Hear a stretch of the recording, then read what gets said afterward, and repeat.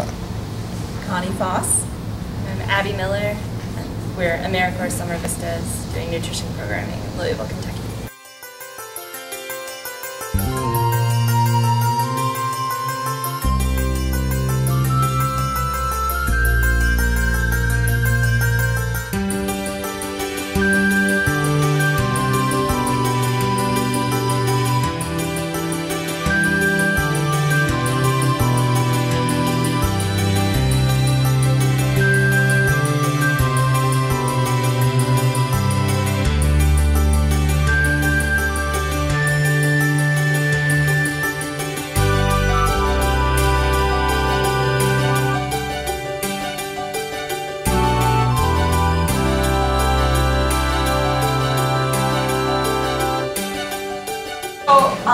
Buying meat in the United States is very different, I'm sure. Comprar carne en los Estados Unidos estoy seguro que es diferente. So, in the United States, cows are fed corn, which makes them very fat. En los Estados Unidos las vacas se alimentan de maíz, lo que las engorda muy rápido. And so you want to look for lean meats that will help to prevent high cholesterol and obesity. O sea, busquen siempre carnes magras.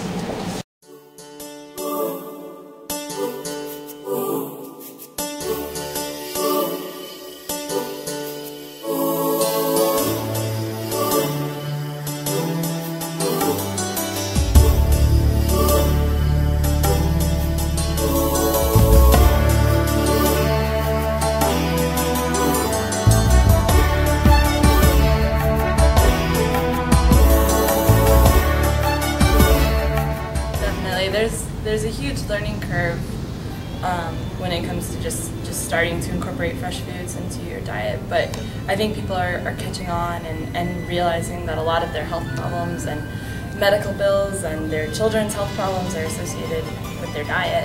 They're just not getting the fiber, the nutrients from fresh vegetables, so this is a start. I feel better when I eat fresh fruits and fresh vegetables. When I get up in the morning, I'm not as tired. I have a little bit more energy, and then I'm not starving come lunchtime. I'm not ready to run out to that fast food restaurant. I can sit there and do my class, and sometimes I can linger on until 2 or 3 o'clock when I get home. Have you noticed any, disparities as far as demographics or as far as location of the city? Yes, very much. The term food deserts is very real here, and especially in the west side. The south end, where we're giving this workshop at Wesley House Community Services, there are more grocery stores and small tiendas, and a lot of it is Hispanic. They don't have such a big problem, but they do have a problem with the fresh produce, so we have a fresh stop here. Okay. Can you elaborate on food deserts more, maybe what that means? Sure. A food desert is an area or location or region of a city that doesn't have access to fresh, healthy, local, or organic produce, and so most people shop at corner stores or gas stations, and they really are struggling to be able to have access to these foods. So typically these places have a lot of high fast food restaurants and things, so people are slowly forgetting how to use vegetables even. So have you given any examples maybe of any of the recipes and things that you might be able to do with any of the fresh foods? Yeah, definitely. That's what we realized when we started getting into these food justice issues, when we started talking about food deserts, that it wasn't just a lack of access, it was also a lack of education. So that's one of the things that we offer our healthy recipes. We used to sneak vegetables in for your kids, and examples of leaner meats and whole grains and ways to cook them.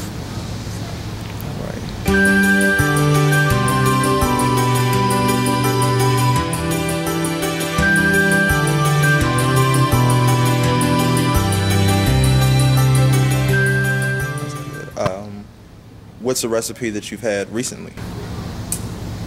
Well, today we introduced brown rice, and we had a stir fry with fresh vegetables from the root cellar because ideally we would use vegetables from the fresh stop, and vegetables like that are in season right now, with some brown rice and also some locally grown grass-fed beef, because most of our students in this class eat meat and they don't. So we didn't want to alienate them. We wanted to bring in and say, okay, if you were eating meat, here's a better way to eat meat. That's what we did today. I think I want to say just that eating well doesn't have to be so hard, and that you really can just start making baby steps towards a healthy diet and a healthy lifestyle. It doesn't have to be so scary.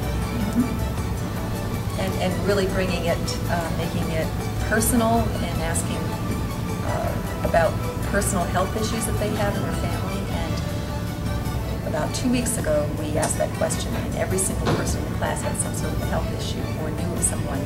So we brought in information for them, which they are now continuing to research, which is really exciting, about diabetes and obesity. And we brought in the idea to them that all of these health issues are resolved or how can we say, maintained. You know, good health can be maintained by the same means, with whole grains, vegetables, water, healthy diet.